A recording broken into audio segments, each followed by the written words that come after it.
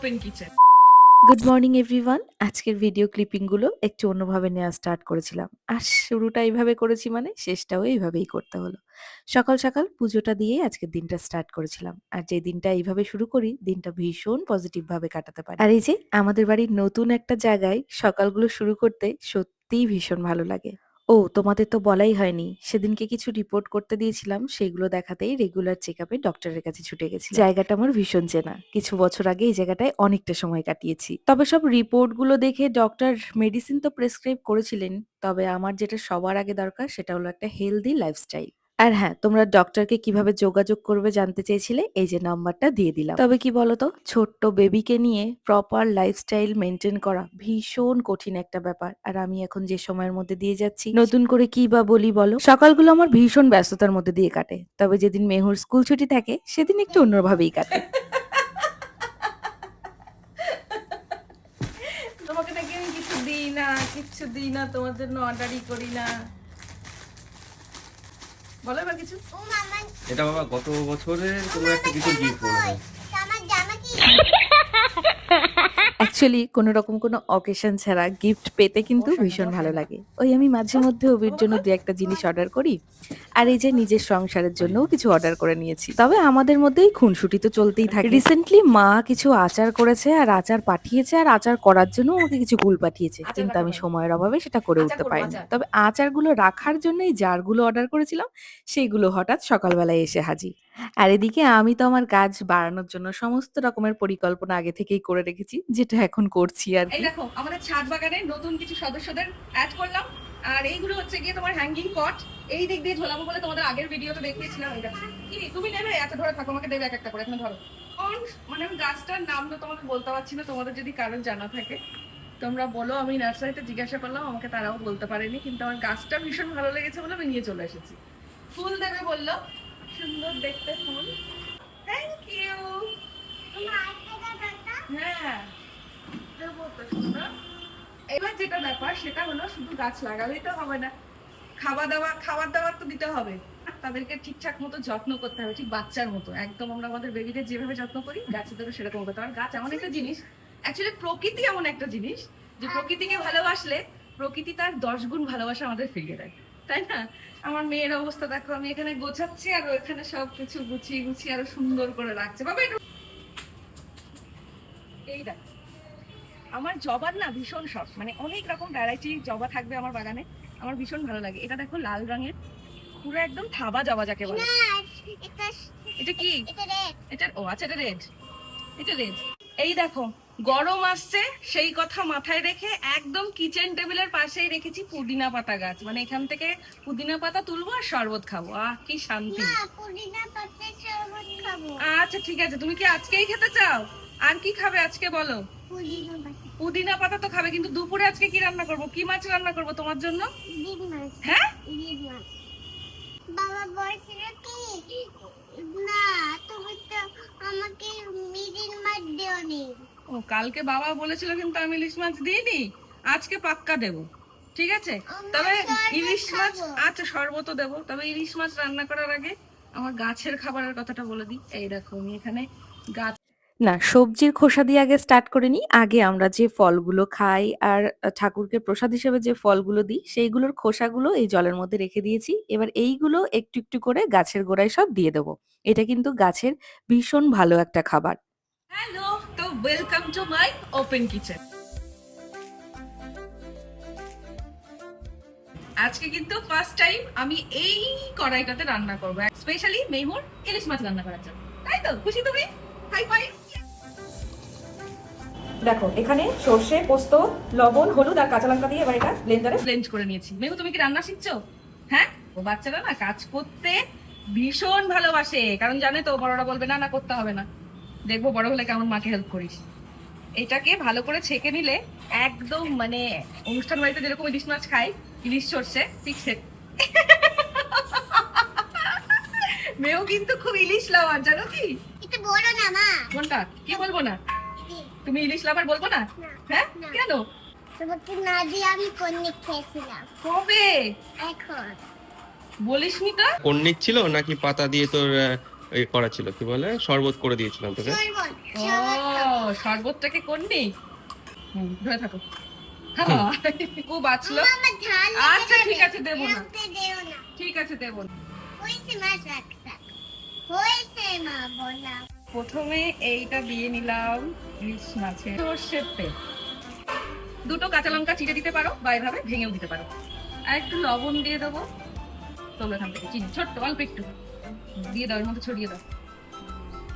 ব্যাস, এটা একটু মিষ্টি স্বাদ দেবে। ব্যাস, এবার একটু এটা মাখিয়ে রেখে দাও 15 থেকে 20 মিনিট। কোন পিসটা খাবে? তো দেখো 15-20 মিনিট হয়ে গেছে। এইবার এর মধ্যে আমি একটু জল দিয়ে নেবো। এটা কি করব, এর মধ্যে দিয়ে দেবো। জলটা ফুটে গেছে অলরেডি। এটা ভীষণই সহজ একটা রান্না, আর ইলিশ মাছ তো যেভাবেই রান্না করবে ভালোই লাগে।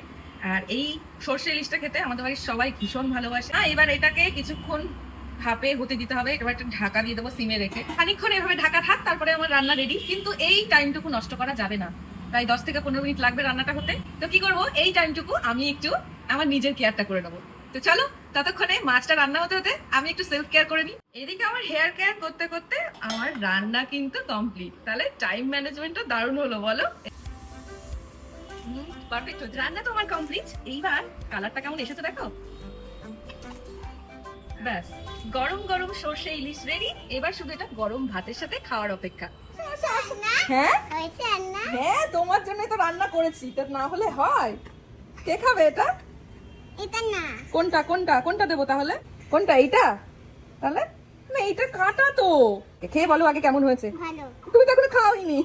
এক্ষুনি খাবো এক্ষুনি খাবে? ঠিক আছে, খেয়ে বলবে। আমি উঠিয়ে দিই, খাইয়ে দিই। মান বেছে নেনি ভালো ভালো, কমপ্লিমেন্ট পেয়ে গেছি। ভালো, আর কি চাই বলো। সকালবেলায় ঘুম থেকে উঠে কোনো কথা নেই, আগে বলেছে মা আমাকে কালী মায়ের কাছে নিয়ে যাবে। নিশ্চয়ই স্বপ্ন দেখেছে, আমি বুঝতে পেরেছি। ওকে বলেছিলাম যে ঠিক আছে সন্ধ্যাবেলায় নিয়ে যাব। খাওয়া দাওয়ার পরে দুপুরে ঘুমিয়েছে। ঘুম থেকে উঠে এখন প্রথম কথা, মা কালী মায়ের কাছে যাচ্ছ না? কালী মায়ের কাছে নিয়ে যাবে না? এখন সেই জন্য তাকে রেডি করে আমরা দুজনা মিলে। এটা আমার নতুন জামা আমার কেউ হাত দিও না ওরে বাবা, ঠিক আছে, যেটা এটা তো পরে পুরনো জামা। এবার দুজনের মধ্যে ঝামেলা হবে। নতুন জামা পুরনো জামা নিয়ে তার আগে রেডি হয়ে তাড়াতাড়ি করে বেরিয়ে যাই, ওই দেখো কারণ এরপরে মন্দিরের গেট আবার বন্ধ না হয়ে যায়। এখন মেহুকে নিয়ে যাচ্ছি মন্দিরে, চলো। দেবে কোথায় দেখি টিভিটা পড়ি দিদারা। না ওকে দাও কাকে দেবো? নে এখানে আয়। নে বাবা, কালকে এই যে কিনেছে এটা। কোনটা নেবো? এটা নেবো? নেবো?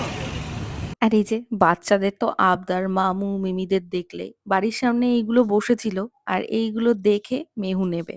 তো মেহুর থেকেও মেহুর এমনি বেশি ইন্টারেস্টেড ছিল, ডেকে নিয়ে গেছে মেহুকে। তো ওখান থেকে এইগুলো সব কিনেছে, আর এইগুলো নিয়েই খেলা চলছিল।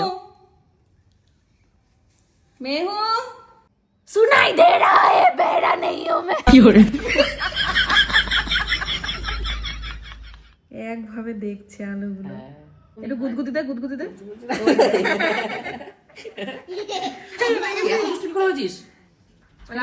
ব্যাস, তাহলে বুঝতেই পারলে কাল রাতে আমাদের বাড়িতে এসেছেন, আর তারপর থেকে মেহু ওটা নিয়েই আছে। মামু, দুটোই মামু দিয়েছে। ও ওটাই। হোমওয়ার্ক কখন করবি? পিঙ্ক রেড হোমওয়ার্ক কখন করবি? পিঙ্ক রেড আজকে ছুটির দিন। পিঙ্ক রেড চলো চলো বেরো। রেড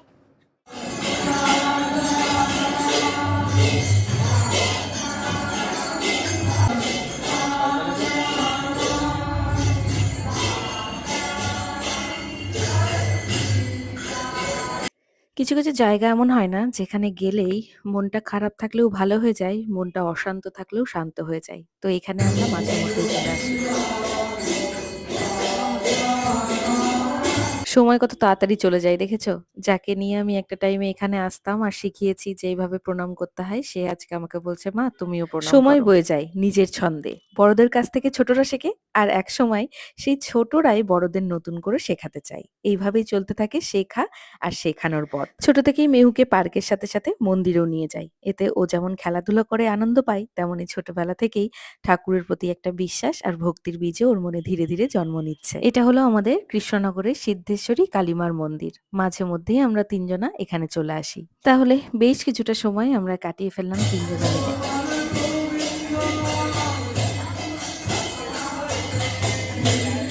জানি আজকের ব্লগটা তোমাদের কাছে একটু অন্যরকম লাগবে। তবুও জানিও তোমাদের কেমন লাগলো।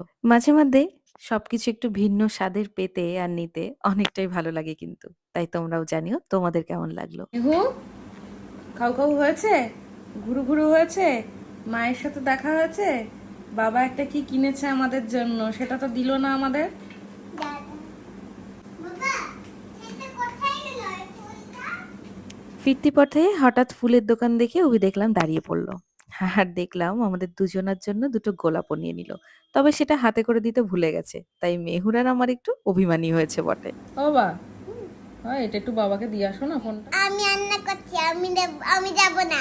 কেন? মা একটু দিয়ে আসো শোনা, দিয়ে আসো বাবা আমার, এসে রান্না করো। তুমি তো, আমি যখন রান্না করি কত কিছু বললো, আমি যাই, গুড গার্ল আমার, যাও। এই ছোট্ট দুটো হাতে আজকের ডিনারের দায়িত্ব নাকি তার। আর সেই জন্য সে রান্নাও চাপিয়ে দিয়েছে আমাদের সবার জন্য। সত্যি এই ছোট্ট মাথাতে কত চিন্তা, তাই না? গান শুনি রান্না। আমি তো গান পারি না বাবা। আচ্ছা ওই যে গোরা চাদরের গানটা শোনাও তো আমাকে একটু। কোন করে তাহলে ওই যে তুমি যেটা করো। কম্পিউটারটা নিলে হ্যাঁ কম্পিউটার তো নতুন। না, এখানটা পরের দিন করবো। আচ্ছা তাহলে আজকে একটু শোনো, আজকে একটু শুনি। না, এটা তুমি খুব কি সুন্দর। কিনতে করবেন না? না তুমি কই ক্ষণে গোরা চাদরটা করো। দিগিন্না গোবিন্দ রে লারে এনাতে নারায়ণ বাসু এতমাত ছামি সাকাত মে হো এনাতে নারায়ণ বাসু দেবর নমা। এবার তাহলে এবার একটু ক্ষণে গোরা চাঁদ। আবাসাম এই যে কম্পিত তনু তাহলে ওটা শোনাও। আবার গান আবার গান। দেখো কি বাজাচ্ছে। আজকে কালী মায়ের পুজো ছিল তাই যাচ্ছে। তুমি শোনাও ওই গানটা একটু শোনাও আমায়। কোন কালিমায় পুজো ছিল? ছিল একটা কালী মায়ের। কুম্পিত তো কুম্পিত তনু দর গুম দিত বাদুর গুম দিত পুন্দিত সে মল মালা নর কিশোর মাম কমনীর নন নন খনে গোড়া তার ঘরে কালিত তনু দল গুম দিত বাদুর গুম দিত সে মল মালা নর কিশোর মাম কমনীর ননিশল খনে গোড়া তার ঘর কালা নল করো, ঠিক করে করো। নল কিশোর মামা কোমল নীর সম খনি গোরা আবার তুমি ভুলে গেছিলে মা একটু মনে করিয়ে দিচ্ছ, ওখান থেকেই করো আবার। ইমা তুমিই তো আমাকে বলো মাম্মা তুমি না করলে আমি করব না, এখন আবার কি ঢং হলো? এখন বাবাকে গান শোনাচ্ছিল না? বাবা নাও, তোমাদের বাবা আর মেয়ের মধ্যে আমি আসছি না। নাও মা আর আসছে না, নাও আসো।